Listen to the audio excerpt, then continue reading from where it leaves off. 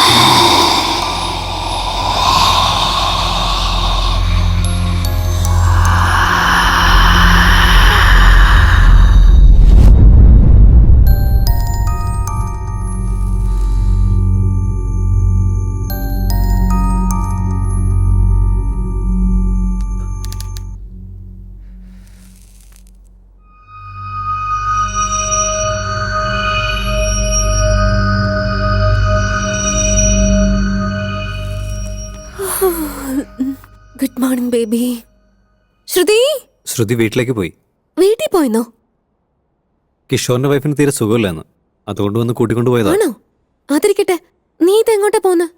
അവള് room lock ചെയ്തിട്ടാ പോയേ. കീ വന്ന് വാങ്ങിട്ട് പോയി കിഷോർ പറഞ്ഞായിരുന്നു, അത് വാങ്ങിട്ട് നീ എടുത്തോണ്ട് പോയിന്നോ?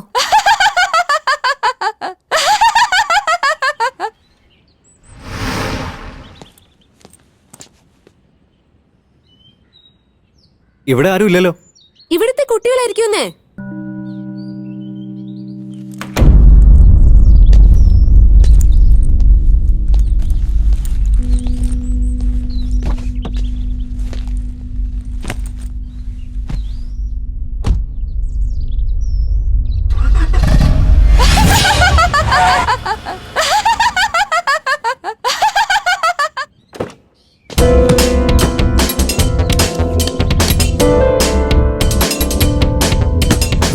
സന്ധ്യ സന്ധ്യ വാതിൽ ഓർക്ക്.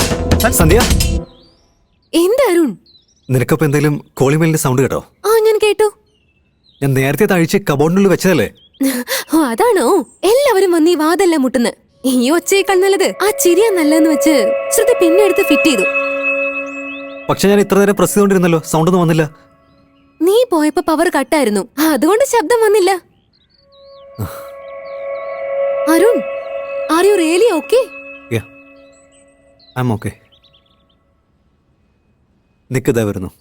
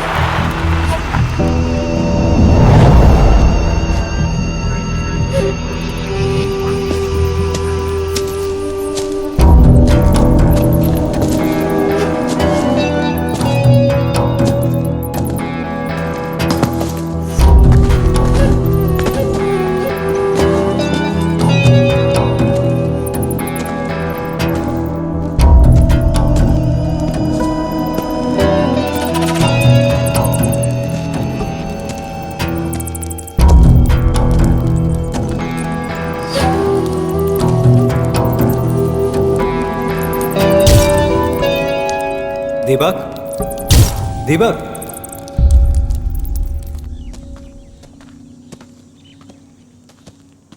നോക്ക് മച്ചാ, നീ ആവശ്യമില്ലാതെ ടെൻഷൻ അടിക്കുക. ഇതെല്ലാം കോമൺ ആടാ.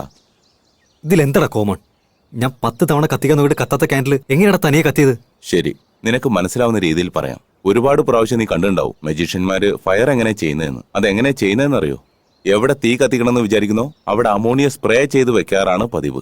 അത് കഴിഞ്ഞ് കൈ കൊണ്ട് ജിങ്ക് സ്പ്രേ ചെയ്ത് വെക്കും. അമോണിയയും ജിങ്കും റിയാക്ട് ആവുന്നത് കൊണ്ട് തീ വരും. അങ്ങനെയാടാ നിന്റെ വീട്ടിലും സംഭവിക്കുന്നത്. അതെടാ, ഡെയിലി എന്റെ വീട്ടിൽ മാജിക് ഷോകളാണ് നടന്നുകൊണ്ടിരിക്കുന്നത്.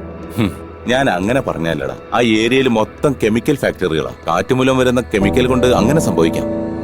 എങ്ങനെയാടാ? അതും വീട്ടിലെങ്ങനെ? എന്താടാ നടക്കാത്ത? നമ്മുടെ ചെറുപ്പത്തിൽ പറഞ്ഞെന്നുള്ള പിശാചുകളെ കഥയില്ലേ, അത് ഇതുപോലെ കെമിക്കൽ റിയാക്ഷൻസ് കൊണ്ടാ. ശരി, നീ കാര്യം പറ. നിന്റെ വീട്ടിൽ തീ ഉണ്ടായപ്പോ വിൻഡോസ് ഓപ്പൺ ആയിരുന്നോ ക്ലോസ് ആയിരുന്നോ? തുറന്നു തന്നെയാണ് ഇരുന്നത്. കാറ്റ് വരുന്ന എല്ലാ സ്ഥലത്തും ഇതുപോലെ തീ വരാനുള്ള സാധ്യത വളരെ കൂടുതലാണ്. അങ്ങനെയെങ്കിൽ എന്റെ വീട്ടില് പ്രേതമില്ലെന്നാണ് പറയുന്നത്. ഡാരുണേ, നീ ഈ 3 എക്യുപ്മെന്റ് ഉപയോഗിച്ച് നിന്റെ വീട്ടിലെ ആ ഡാർക്ക് എനർജി, അതായത് വല്ല പ്രേതോ പിശാചോ വീട്ടിലുണ്ടോ എന്ന് ഈസി ആയിട്ട് കണ്ടുപിടിക്കാം. ഇത് പോളറൈസ്ഡ് ക്യാമറ. ഇത് ഞങ്ങളുടെ ഓർഗനൈസേഷനിൽ ഡെവലപ്പ് ചെയ്ത, മനുഷ്യന്മാർക്ക് കാണാൻ പറ്റാത്തത് പോലും ഈ ക്യാമറയിലൂടെ ക്യാപ്ചർ ചെയ്ത് കാണാൻ പറ്റും. പിന്നെ ഇത് വോയിസ് റെക്കോർഡർ. മനുഷ്യർക്ക് കേൾക്കാൻ പറ്റാത്ത മൈന്യൂട്ട് സൗണ്ട് പോലും ഇത് റെക്കോർഡ് ചെയ്ത് പ്ലേ ചെയ്താൽ നമുക്ക് കേൾക്കാൻ പറ്റും. പിന്നെ ഉള്ളത്, ഇത് വളരെ പ്രധാനപ്പെട്ട ഒരു ഡിവൈസ് ആണ്. ഡാർക്ക് എനർജി എവിടേക്ക് ഉണ്ടാവോ അവിടെയൊക്കെ ടെമ്പറേച്ചർ വേരിയേഷൻ ഉണ്ടാവും. ആ ടെമ്പറേച്ചർ വേരിയേഷൻസ് ഇത് ഡിക്റ്റേറ്റ് ചെയ്ത് ഡാർക്ക് എനർജി ഉണ്ടോ ഇല്ലേ എന്ന് കാണിച്ചു തരും. ഒരുപക്ഷെ നിന്റെ വീട്ടിൽ ഡാർക്ക് എനർജി ഉണ്ടെങ്കിൽ ഇതിൽ ബ്ലൂ ലൈറ്റ് കത്തും. അതേ എനർജി നിന്റെ അടുത്തുണ്ടെങ്കിൽ റെഡ് ലൈറ്റ് കത്തും. ഇത് കൊണ്ടുപോയി ചെക്ക് ചെയ്യും. നീയും കൂടെ വേണം. ഞാനെന്തിനാണ്? നിന്റെ വീട്ടിൽ എന്തെങ്കിലും പ്രശ്നം ഉണ്ടെങ്കിൽ എന്റെ ടീം മൊത്തം അവിടെ വന്നിരിക്കും. ശരി അരുൺ, നിന്റെ വീട്ടിൽ എന്തെങ്കിലും ഉണ്ടോ എന്ന് അറിയാൻ വേണ്ടിയിട്ടല്ല ഞാൻ ഇത് തന്നത്. നിന്റെ വീട്ടിൽ ഒരു ശക്തിയും ഇല്ലാന്ന് അറിയിക്കാൻ വേണ്ടിയിട്ടാണ് ഇത് തരുന്നത്. Thank you.